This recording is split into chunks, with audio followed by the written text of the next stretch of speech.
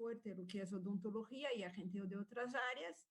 Y comentar un poco aquí, empezar diciendo que en el pasado un dentista era reconocido en los dibujos de cómics por un forceps en su mano para sacarse un diente.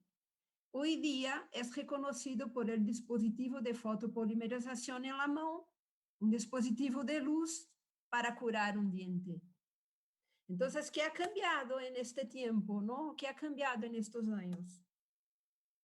Pues se hizo la fototerapia, se hizo la fototerapia, la terapia con luz, y hoy día trabajamos con la luz en diferentes versiones para hacerse diferentes tipos de tratamiento.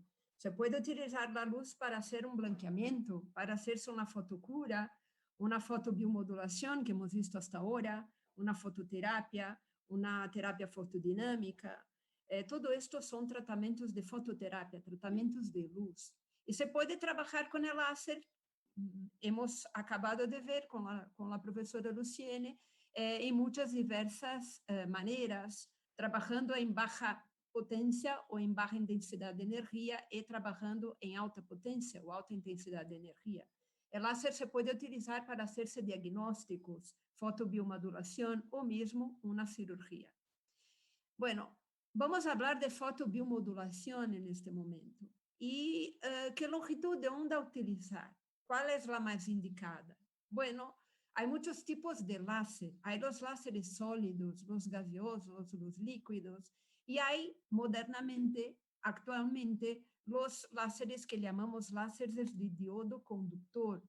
Son dispositivos muy pequeñitos y pueden hacer con que trabajemos con diferentes longitudes de onda. ¿Por qué eso es importante? Porque en láser hablamos siempre en selectividad. ¿Qué es mejor, un buey, una vaca o un camello? Depende para qué. Quizá para andar en el desierto el camello sea lo más indicado. Entonces, la ventaja de los diodos es que los diodos pueden hacer con que trabajemos en un range, en un rango, en una faja, en una franja de emisión muy grande. Podemos trabajar con diodos desde el azul, desde el 400 y pico hasta el 1940, hasta el infrarrojo. Entonces, esta gama, esta posibilidad de trabajar con muchas longitudes de onda hacen con que el láser diodo sea muy versátil. Pero ya sabemos actualmente que estos distintos diodos trabajan de maneras distintas en la célula. Ya desde hace muchos años, desde la década de los 80, la Caro ha visto que es diferente el modo de interacción del láser rojo y del láser infrarrojo. El láser rojo trabaja, es absorbido por las organelas celulares, mientras que el infrarrojo es mayormente absorbido por la membrana celular. ¿Y por qué eso es importante? Porque según la longitud de onda yo tengo menos o más profundidad de penetración. Esto tiene que estar muy claro. Los láseres visibles penetran muy poco en el tejido y los láseres infrarrojo penetran mucho más. No sé, o sea que ambos son capaces de estimular, de trabajar, de ayudar los tejidos, pero para que ayuden hay que tener absorción. Si no hay absorción, no hay reacción por parte del tejido. Y los tejidos donde yo trabajo con láser rojo absorben, el láser rojo es más poco absorbido por los tejidos, es absorbido más superficialmente, mientras que los infrarrojos son absorbidos más en la intimidad, en las lesiones que están ubicadas en la intimidad del tejido. Los diodos son muy importantes en nuestras vidas porque han cambiado el paradigma total. Ha cambiado totalmente el paradigma de nuestras vidas. Antiguamente podíamos hacer las compras y las compras estaban marcadas en una caja registradora. Hoy tenemos un lector de código de barras. Antiguamente utilizábamos las cintas de vídeo. Hoy día tenemos los discos compactos. Estos discos compactos han sustituido las diapositivas, han sustituido los tocadiscos. Todo eso gracias a la tecnología de los diodos semicondutores láseres. O sea que nuestra vida ha cambiado y no hemos nos fijado que todo eso por cuenta de los láseres de diodo, de los semiconductores. ¿Y qué es un láser de semiconductor? ¿Qué es un láser? Bueno, un láser es una amplificación de luz por emisión estimulada de radiación. ¿Y qué es un diodo? El diodo son estos dispositivos muy pequeñitos, como si fuera un chip, que están dentro de unos botones que vienen a la empresa que monta los láseres. Hay una conexión de estas pecitas, de estas piezas en lo que son las placas electrónicas, y estos dispositivos son muy pequeñitos, como si fuera un botón de una camisa. Pues muy bien. Quando eu compro um láser, eu compro uma única longitud de onda. Ou seja, que quando compro um láser, compro uma longitud de onda fija. Ou seja, se tenho um láser visível, por exemplo, um láser de 650 nanômetros, pues sou capaz de trabalhar, de ter este láser, ter uma única longitud de onda. Ou seja, ao trabalhar com um láser, eu trabalho com uma única longitud de onda. Y estas longitudes de onda, hoy día, estos diodos son capaces de hacer dispositivos electrónicos más potentes. Tenemos hoy día en el mercado dispositivos de 100 milivatios, como hemos visto. Esto es muy importante porque estas potencias más altas de los láseres de baja han hecho con que hemos cambiado nuestros protocolos. Antiguamente, como los láseres tenían muy baja penetración, muy baja potencia, teníamos que hacer un montón de puntos, por ejemplo, en un único diente, para hacer de alguna manera que la luz penetrara. Hoy día, como estos dispositivos son muy potentes, podemos con un único puntito en el diente hacer con que haya toda la iluminación de un diente solo. Aquí es una foto para enseñarles que con un único punto, con una fibra de 600 micra, muy pequeñita, soy capaz de hacer toda la penetración volumétrica dentro de un diente, sea un diente más pequeño o sea un diente como una muela. Pues lo mismo para la longitud de onda infrarroja, que es invisible, yo no puedo ver, pero tiene todas las características de una luz visible. Entonces, cuando yo compro un láser infrarrojo, pues yo compro una única longitud de onda, ¿vale? Pero esta también es capaz de hacer con que haya toda una penetración en el tejido. Aquí, por ejemplo, fíjense que hay toda la penetración en un diente. Claro que, por supuesto, que esta longitud de onda no se puede ver, es invisible, pero aquí está captada por una cámara especial. Entonces, aquí se puede ver que se puede, con una fibrita de 600 micras muy pequeñita, pues hacer toda la penetración en un dedo y, miren, fíjense, incluso hacer la transmisión hacia afuera del tejido. Entonces, hay mucha penetración con el láser infrarrojo. Y modernamente, actualmente, tenemos otro tipo de dispositivo que se llama los LEDs. ¿Qué son LEDs? Son dispositivos, son diodos semiconductores, pero un poquito distinto de los láseres. Son como si fueran primos de láseres, son los LEDs, que son diodos, pero son diodos emisores de luz, no diodos emisores de láser. Y ellos también han cambiado radicalmente nuestras vidas, ha tenido un cambio de paradigma en todo. Hoy los teléfonos, los semáforos, las TVs, los juguetes están hechas, confeccionadas con los LEDs, con la gran ventaja de que hay mucha gran duración de vida con estos dispositivos. Pues muy bien. Entonces, aquí cuando yo compro un LED, yo compro un rango, una franja, una faja de emisión. Por eso en los aparatos yo tengo escrito, por ejemplo, 470 más menos 15, es decir, toda la familia azul, desde el 455 hasta el 485, pues toda esa gente de la longitud de onda azul está en este dispositivo. Por eso llamo de una luz monocromática, porque tienen al igual longitudes de onda del mismo color, pero no son idénticas, no es una luz coherente, pero es una luz casi coherente, no es tan dispersa como la luz común. Las ventajas es que se puede hacer, como han visto, han hablado la profesora Patricia, la profesora Luciana y muchos de los clusters. ¿Qué son los clusters? Son arrangements, son arrangos que se pueden hacer preparos que se pueden hacer, sobre todo con los LEDs. Como los LEDs suelen ser mucho más baratos que los LED, que los láseres, podemos hacer estos clústeres, estas plataformas con un montón de LEDs, con un montón de lamparitas de LEDs, que no podría se hacer con láser. Por supuesto que desde el punto de ingeniería se puede hacer con el láser, pero desde el punto de vista de costo del aparato no se puede hacer. Entonces, la ventaja de los LEDs, a lo mejor de la durabilidad, por supuesto, pero tenemos también la gran ventaja del bajo costo. Y con eso se hacen hoy día aparatos, ya vamos a ver por qué. Hay muchas veces que usted quiere irradiar todo su paciente, entonces hoy día hay aparatos como Delator de Inglaterra, donde se puede entrar la persona dentro del aparato, hacerse una ducha, un baño de LEDs, y ya está.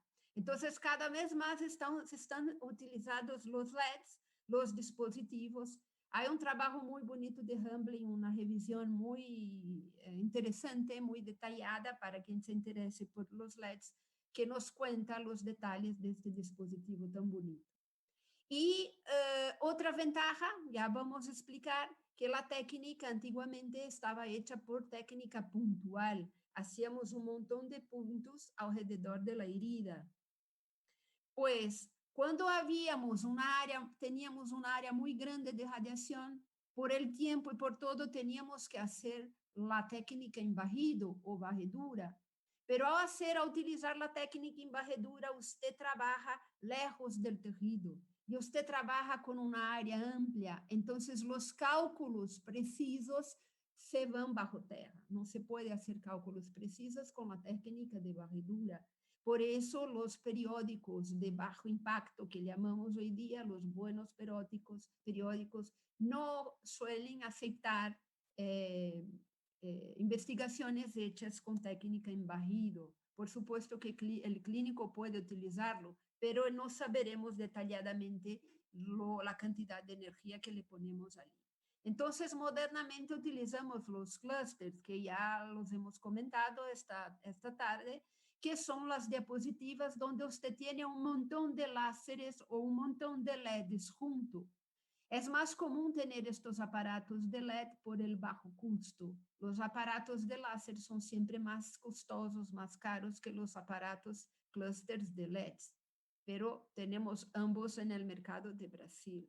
Entonces, ao invés de usted estar con 8 láseres, como hemos visto en aquella bonita foto de la profesora Luciani, con un montón de láseres en la mano, ao invés de usted tener 5 aparatos, por ejemplo, como utilizó ella, podemos tener los 5 láseres dentro de un único aparato. De esta manera, ahorramos tiempo clínico y tenemos una eficiencia más rápida. Hay aparatos de muchas cores, hay clústeres, se pueden hacer clústeres dentro del rango de los diodos, todos visibles e infrarrojos, cada uno tiene una función. Y los clústeres, la gran ventaja, los clústeres, nosotros que somos de odontología sabemos que son o es la posibilidad de hacerse, por ejemplo, trabajar en una o 2 arcadas a la vez. Eso se puede hacer gracias a los dispositivos clústeres. Los primeros clústeres creados en el mundo fueron los clústeres para odontología. Antiguamente se utilizaban clústeres muy grandes porque los LEDs tenían baja potencia, pero hoy día estamos en la 5ª generación de los LEDs. Tenemos los super LEDs. Entonces, hoy día este es el mismo aparato, pero vemos una versión fitness, una versión light del aparato, porque aquí tenemos la misma cantidad de luz de los 2 aparatos, pero el segundo aparato vemos los super LEDs. Entonces, lo que hacían 32 LEDs, hoy día tenemos 6 LEDs que lo hacen. Eso es para enseñarles que la tecnología de los LEDs está cada vez más adelantada. Y aquí se puede ver la utilización de clústeres en diferentes áreas, sea en el blanqueo, sea en los trabajos de estética, por ejemplo. ¿Vale? ¿Cuándo se utiliza mucho los clústeres? Cuando hay necesidad de lesiones de extensión. Esta paciente es una paciente que ha tenido 65% del cuerpo quemado Y claro, es una paciente que usted tiene que estar con ella 2 horas haciendo los puntos de aplicación por todo el cuerpo.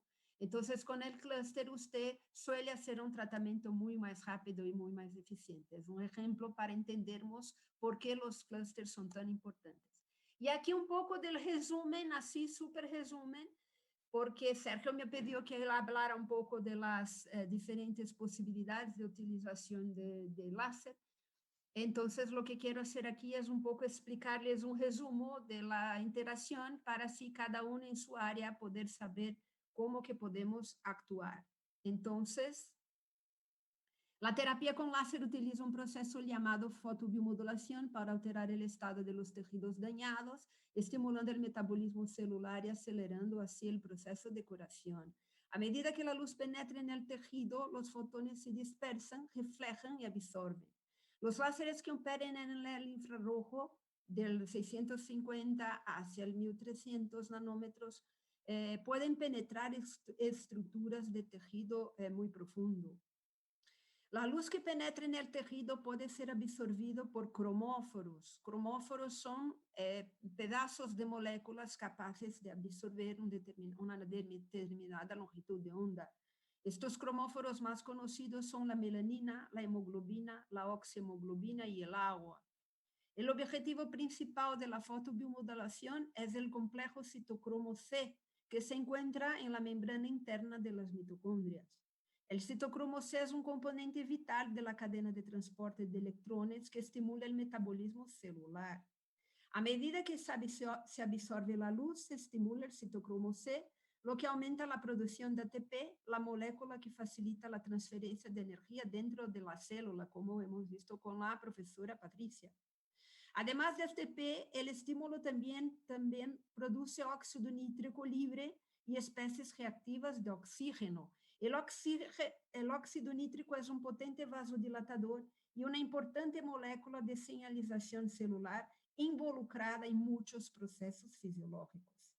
Las especies reactivas de oxígeno afectan muchas vías de señalización fisiológicas importantes, incluida la respuesta inflamatoria. Juntas, la producción de estas moléculas de señalización induce la producción de factor de crecimiento, aumenta la proliferación y la motilidad celular y promueve la deposición de matriz extracelular en las vías de prosobrevivencia.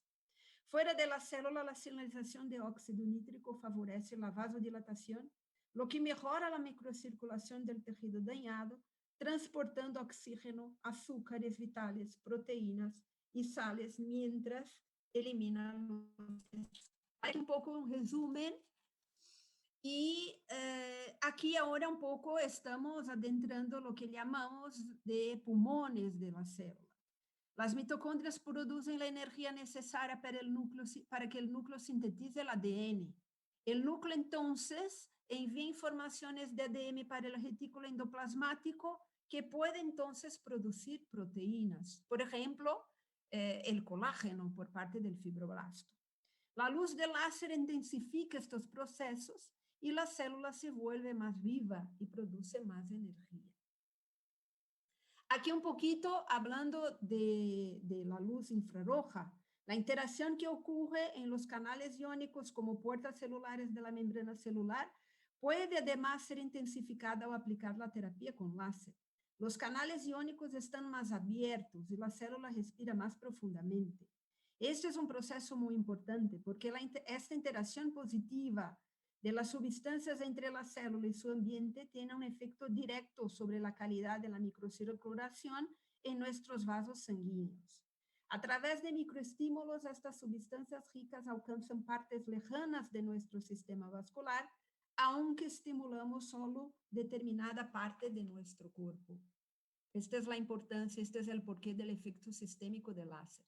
Entonces, en plan resumen, tenemos el aumento mitocondrial de ATP, aumento intracelular de calcio, producción de óxido nítrico y producción de especies reactivas de oxígeno, y estos cambios van a favorecer un gran número de reacciones que van a interferir en el metabolismo celular. Pues, ¿cuándo está indicado el láser? En todas las partes del proceso de cura, en todos los momentos del proceso de cura, sea una cura de tejido blando, de tejido duro, de tendón, de músculo, sea lo que sea. En todos los procesos tenemos distintamente, y ahora voy a hacer un poco un resumen, didácticamente tenemos 4 partes de reparación. Voy a hacer un poco un resumen, ¿no? Como en cada parte, para cada tejido tenemos un tiempo, cada una de esas partes tiene un tiempo distinto para los diferentes tejidos, pero todas ellas tienen en común 4 partes. La hemostasia, en el momento que se hace el daño en el tejido, y en este momento ya en el transoperatorio, en el postoperatorio inmediato, ya se puede radiar con el láser. ¿Por qué? Porque el primero aviso al fibroblasto que él tiene que migrar y hacerse una quimiotaxia y hacer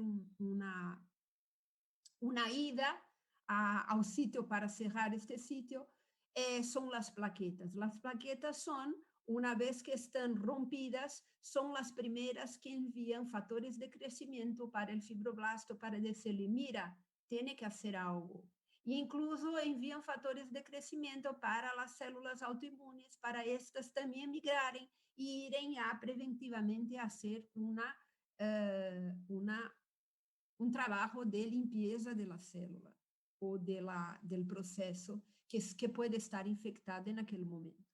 Entonces, la hemostasia es el primer momento, consiste en detener la pérdida de sangre del vaso lesionado y en este momento ya se puede empezar a irradiar con láser. El segundo momento es la fase inflamatoria. Ese es lo bonito del láser. El láser trabaja dentro de la inflamación, pero permite que haya una inflamación, pero una inflamación más comedida. El láser no es un antiinflamatorio, como comentaba la profesora Luciane, ele no es un antiinflamatorio, ele es un modulatorio de la inflamación, o sea, permite que haya la inflamación, pero porque sin la inflamación no hay reparo, la inflamación hace parte integral, es la segunda parte de la etapa de reparo. Si no hay inflamación, no hay reparo. Entonces, hay que tener la inflamación. Y en este momento de inflamación, el láser es capaz de activar las células importantes inflamatorias de defensa.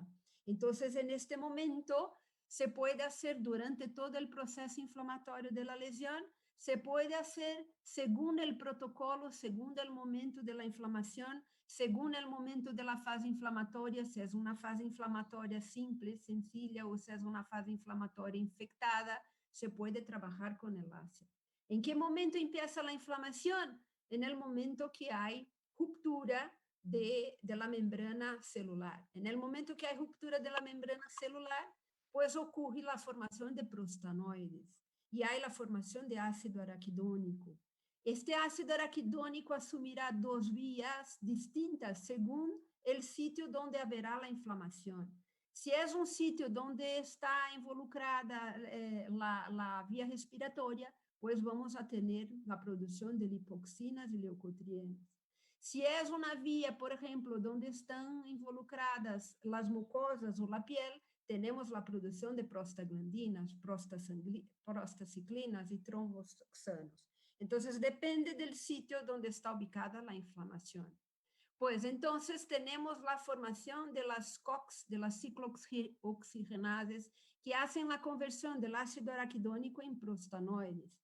Tenemos la COX-1 y la COX-2. La COX-1, ella es la COX que llamamos de buena chica, es de la hemostasis, está presente, por ejemplo, cuando la mujer tiene cólicos menstruales, o cuando nosotros somos capaces de hacer un muco dentro de nuestro estómago, producimos un ácido muy, muy fuerte en el estómago, pero no hacemos la destrucción del estómago. ¿Por qué? Porque tenemos la producción de un protector, un muco protector, y ahí está presente la COX-1. Entonces, es una ciclogenase muy importante dentro de aquello que llamamos de homeostasis celular. Pero tenemos también la COX-2, que es la mala, que es formada siempre que hay la necesidad, la producción de la demanda por parte de una inflamación, de una fiebre, de un dolor. Pues, entonces, ¿qué hace el láser? Miren qué bonito. El láser es capaz de inhibir la producción de la COX-2, pero permite que la COX-1 ocurra. Esto no ocurre, por ejemplo, con los fármacos no esteroides. Los fármacos no esteroides hacen la inhibición tanto de la COX-1 como la COX-2. Por eso es común que usted tome un ácido acetilsalicílico y tenga una gastritis como efecto colateral.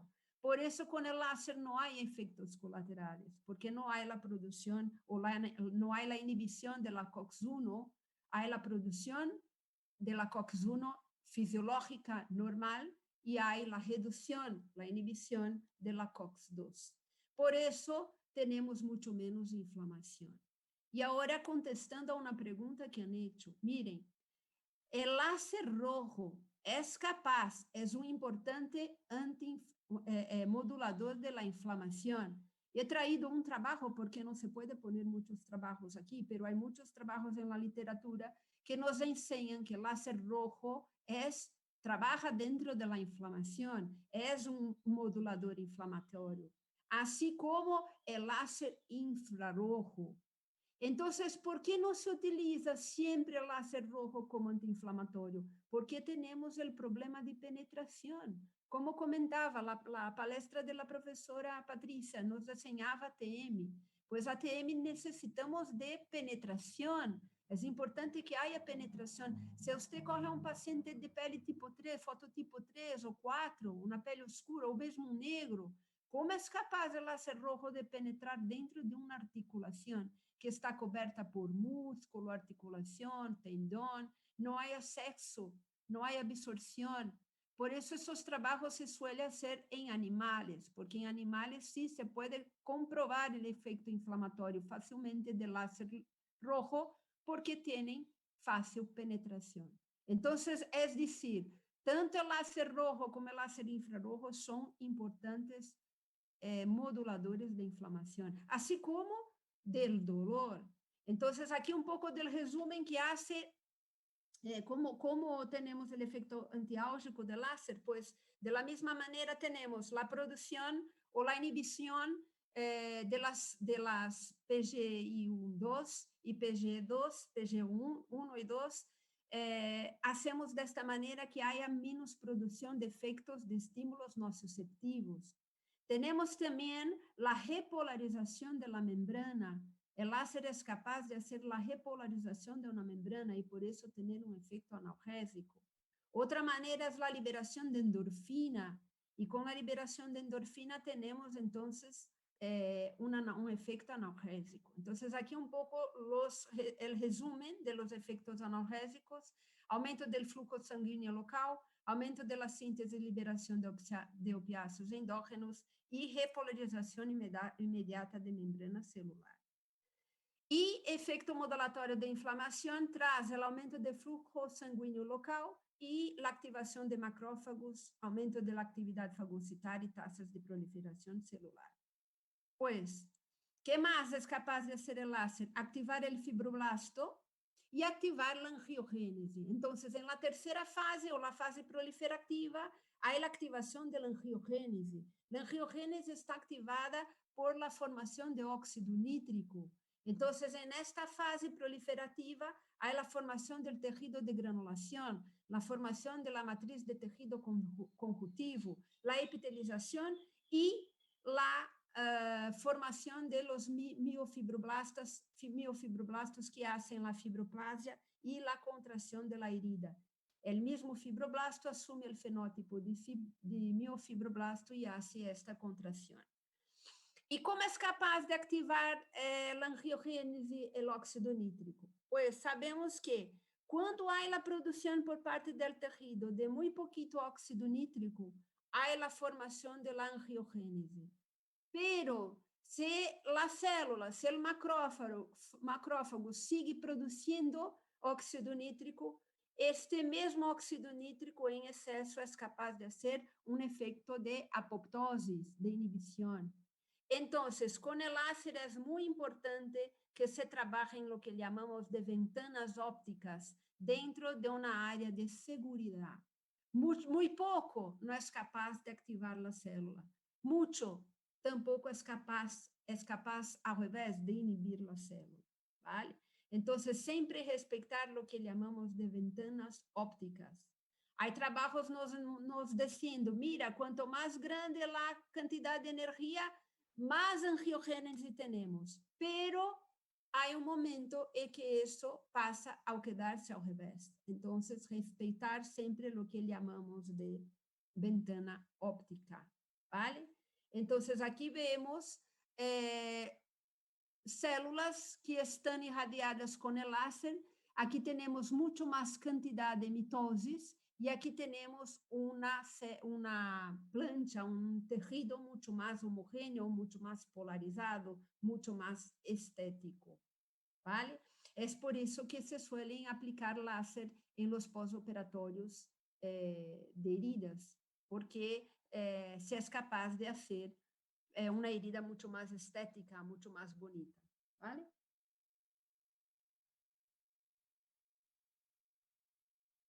Y la última fase, que es la fase de remodelación. O sea, en este momento, después que está cerrada la herida, se puede seguir haciendo la irradiación, porque hay aún el momento de remodelación de la cicatriz. El mismo fibroblasto asume un fenótipo de fibrócito y pasa a degradar el colágeno que él mismo ha producido en exceso. Por isso, hoje dia, decimos claramente que o láser é um potente biomodulador, porque a vezes trabalha estimulando, pero às vezes trabalha inibindo o processo em questão. Então, agora um pouco do resumo que hace o láser rojo. Quais são as indicações do láser rojo? Pues as indicações são sempre activar o processo de produção de colágeno, aumentar a velocidade del operatório, de la formação de fibroblastos. Então, aumenta a velocidade da cicatrização, mejora a qualidade del colágeno formado. Por isso é muito utilizado, por exemplo, em estética, é muito utilizado em heridas, porque se pode acelerar o processo de cicatrização. Também se utiliza láser rojo para fazer a terapia fotodinâmica. Já hemos visto.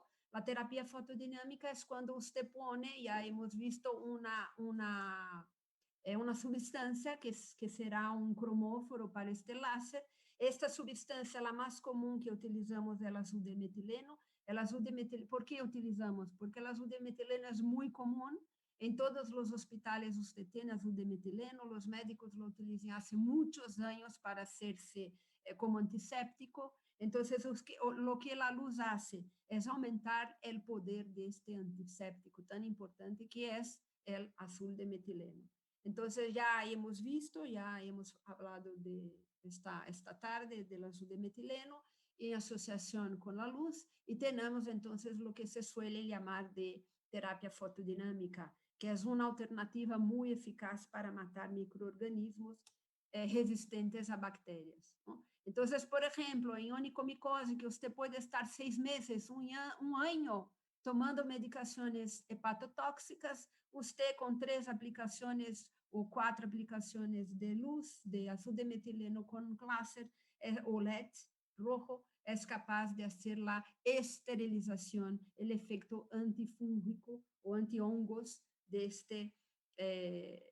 esta lesión. Aquí otra lesión dermatológica, pues se puede tratar aquí con los clústeres. Por ser una lesión de extensión, pues se suelen tratar con los clústeres. Y aquí ya hemos comentado otra manera que tenemos de irradiar todo el organismo es a través de la utilización de la luz del ILIP. Entonces, podemos hacer 2 tipos de irradiación de todo el organismo. Podemos irradiar todo el organismo con luz. ¿Y por qué haríamos eso? Porque hay trabajos, por ejemplo, que nos explican que el láser o el baño de láser es capaz de hacer con que haya la producción de melatonina extrapineal. Entonces, sabemos que el timo es una célula de defensa, es una célula que, este es un paciente joven que es capaz de producir mucha melatonina. Con el envejecimiento, después de los 25 años, empieza a tener un recrudecimiento de este órgano, ¿no? Del timo. Entonces, tenemos menos producción de melatonina y tenemos menos efecto, por ejemplo, inmunológico. Entonces, porque la melatonina mejora la actividad extrainmunológica, porque aumenta y mantiene, hace el mantenimiento del tamaño del timo y aumenta el tamaño del timo. Entonces, es interesante hacer estos baños. Por ejemplo, se hace eso para aumento de performance de atleta, pero otra manera que se puede trabajar es al revés, ponerse láser dentro de la corriente sanguínea y hacerse la irradiación de la sangre.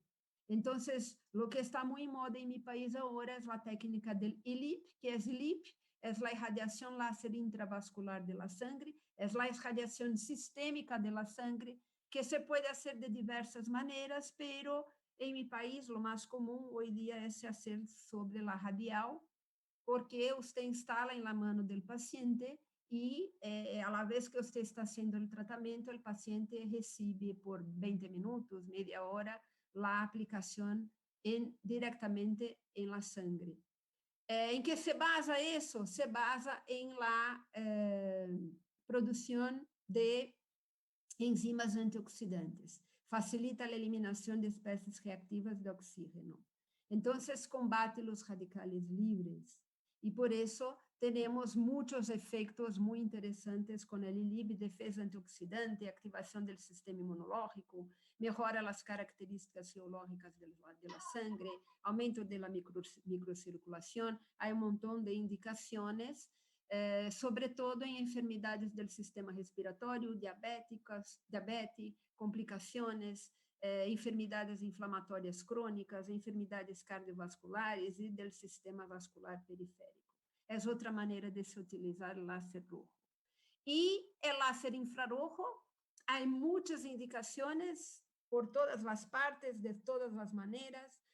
Una que está muy en moda en mi país es el efecto lifting, la aplicación del láser infrarrojo sobre el largo eje de la contracción de un músculo, aumenta el tonus y mejora gradualmente la sustentación de la piel. Y todo que es estética, ustedes saben que es muy fuerte, sobre todo en Brasil. Entonces, este efecto lifting del láser infrarrojo está reconocido, está publicado, hay un aumento del tono muscular, hay muchos trabajos que nos dicen lo mismo.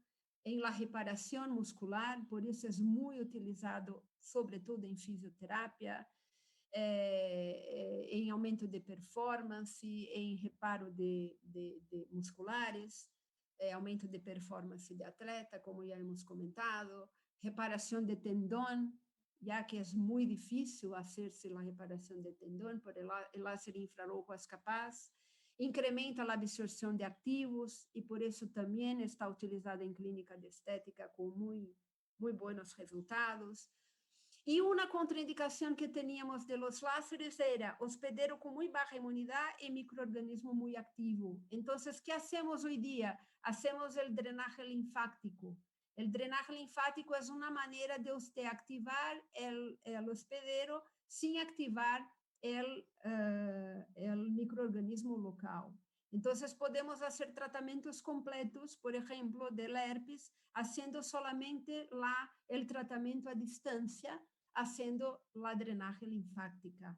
El drenaje linfática es utilizado en todas las cirugías donde hay mucho edema postoperatorio, como por ejemplo las cirugías ortognáticas de traumatismo, en las cirugías estéticas donde hay mucho hematoma, y también puede ser utilizado en conjunto en otras aplicaciones, como por ejemplo miembros superiores, cirugías de mamas, em lesiones, em úlceras varicosas, úlceras venosas, se pode utilizar haciendo el drenaje de membros inferiores y membros superiores, siempre en asociación con el tratamiento tópico.